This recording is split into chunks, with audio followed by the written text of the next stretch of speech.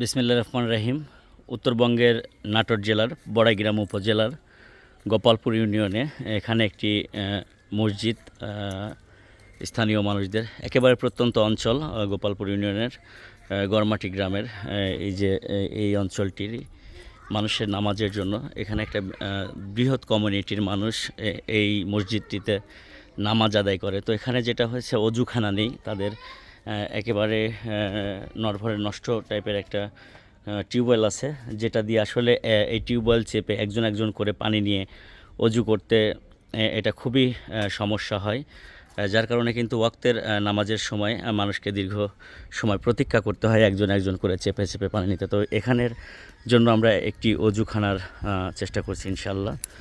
তো ভাইয়া আপনি আপনাকে দেখানোর জন্য, তো এখানে যিনি মর্জেন আছে তার সাথে যদি একটু কথা বলি। আসসালামু আলাইকুম আঙ্কেল, ভালো আছেন? আপনার এই যে মসজিদে যে অজুখানাটা নাই তো, তাই না? আচ্ছা, এই যে টিউবওয়েল চেপে একজন একজন করে ওয়াক্তের নামাজের সময় তো একজন একজন পানি নিতে গেলে দীর্ঘ সময় লাইন ধরে দাঁড়ায়, এটাতে তো সমস্যা হয়, তাই না? তো ইনশাল্লাহ আমরা চেষ্টা করতেছি আপনাদের জন্য একটা অজুখানার ব্যবস্থা করতে।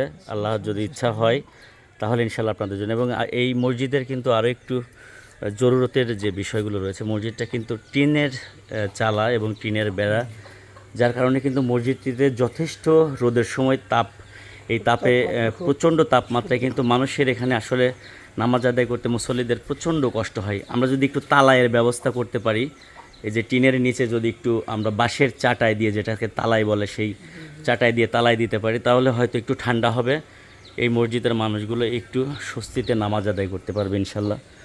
তো ইনশাল্লাহ কাকা, আমি চেষ্টা করতেছি, হ্যাঁ ইনশাল্লাহ দোয়া রাখেন।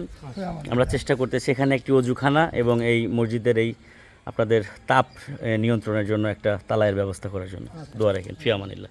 আসসালামু আলাইকুম রহমতুল্লাহ।